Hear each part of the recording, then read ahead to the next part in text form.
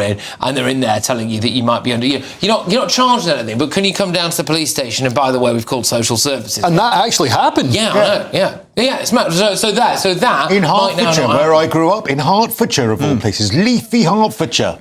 Yeah. Outrageous. I mean, but now it might be classed as antisocial behaviour. I think when comedy and shocking comedy is criminalised as a problem, my favourite comedian is without doubt Joan Rivers, and I was the last person to interview her before she died, and she was fantastically offensive, but she did it in a good-natured way. I think that's what killed her. Yeah, exactly. I was cleared in court of that one, but so things like that shouldn't be the problem. But there is also real abuse and prejudice and bigotry that some people, innocent people, going about their lives are subjected to. But they're already covered by the law. But as I've learned, it's really hard to get a conviction. Learned as a victim, not as a perpetrator, I might add.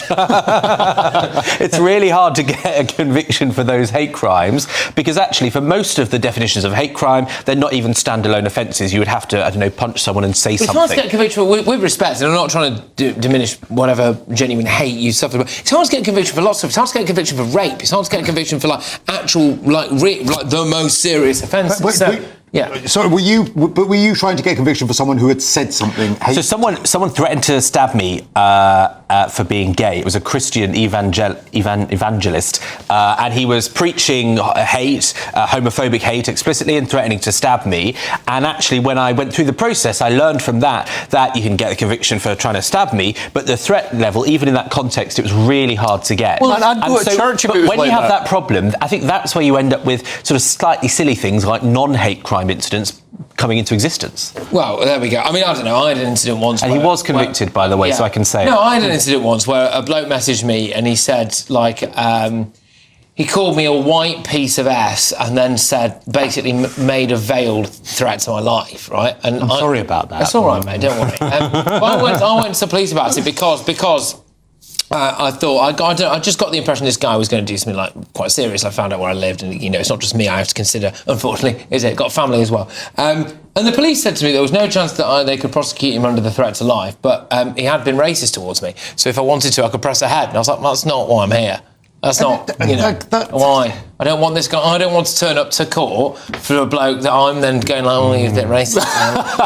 It's ridiculous. But I think what you've both demonstrated is that actually the laws around when genuine violence is threatened and it's got that awful intent, there's no joke involved, maybe that needs tightening up a little bit rather than all of this nonsense. That's the issue. All right, let's just reintroduce the Daily Telegraph's front page, because their story towards the bottom there is don't switch to a 4-day week, ministers order councils. Labour has ordered councils not to adopt a 4-day working week. This is Steve Reid, the Community Secretary, has warned all leaders of English local authorities that they may be considered to be failing if staff are paid full week's wages for just 4 days of work. Yeah. And they run these tests to see if they can operate on a 4-day week, and of course the tests are successful. If somebody told me you can do 4 days work for this month, and if it works, then you get 5 days money with 4 days work for the rest of your life, I'd be like, yeah, brilliant. You know what I mean? So I mean, obviously, anytime they run a test like that, it's gonna show that they can do it incredibly successfully. But what we should really do is, if they can show that they can get all the work done in 4 days, just trick them. Just be like, actually, we were testing to see. Now you've got to work those 4 days, but you're only getting paid for 4 days. No. They yes. But they get like Vicar of Dibley. They get 20% more work. So you make them work the 5 days. You go, right, you can get all of the work you did before in 4 days. Now we're going to give you 20% more work, and you're going to do the 5 days.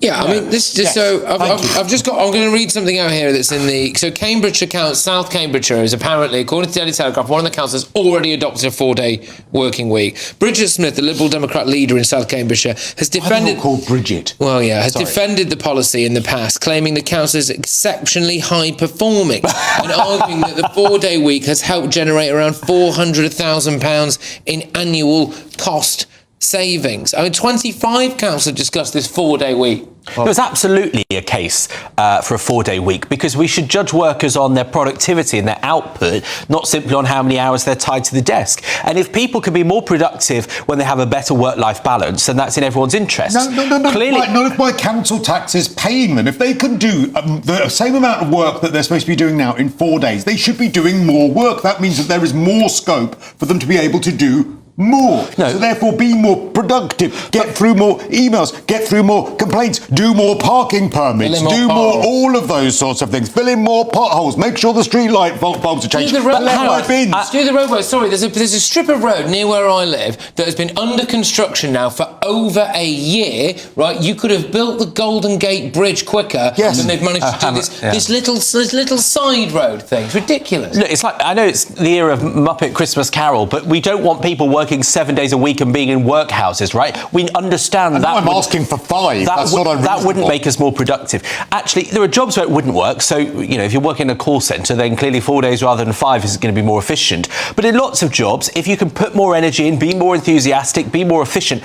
And one of the core problems we have in the UK economy is lack of productivity. We're behind many similar nations. So maybe 4 days is an answer to that. I mean, the issue with productivity is partly because our public sector is so big and it's growing. I mean, I think our proportion of GDP that goes to the public sector has increased to, it's around about 50% at the moment. You know, 50% of our economy is public sector, or 45%. It's ridiculous. The other thing that holds back our productivity is the fact that we've got an unlimited supply of cheap labour from open borders. So anybody can come over the border and work. So businesses have got no incentive to invest in innovation, invest in technology that will do the work quicker and cheaper. It's essentially the same trap, the same labour trap that held back slave economies, such as, you know, in the American South, because they had a plentiful supply of labour. They had no incentive to invest in technology, invest in innovation. I'm afraid, I think those migrant workers that, you know, cycle around town delivering people's takeaways are incredibly hardworking and efficient. Yes, like slaves. They're literally, even, what's his name? Polanski even said, oh, well, you know, I want them to wipe my bum. He said I wouldn't want to wipe people's bums, which was actually quite funny, because there was also Kelly Osbourne. And I wouldn't want my bum wiped by her. He was on a show like, I think is it The View in America? I know what it's called. Yeah. Where she went on. It was catastrophic. She went, well, President Trump, if you want to deport all the Hispanic people, who's going to clean your toilet? And everyone was like, that's not the only job that they do, etc. And then you've got like Zach Polanski now going, I don't want to wipe people's bums. It's like, hang on a minute, mate. Like, migrant labour isn't just all about wiping people's bums, you know? Yeah. Hang on, but I thought they were all... show their own kind of... And I don't want Abu Hamza.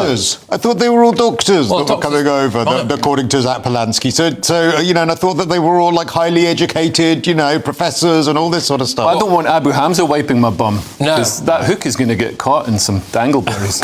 Yeah. Well, there we go. What an image that is. Anyway, coming up in just a moment... You actually need an ambulance to get to hospital bed. You know, people have died in this prison. People have died in this prison. Some news here, because it's on the front of The Guardian for Tuesday. Families plead with David Lammy over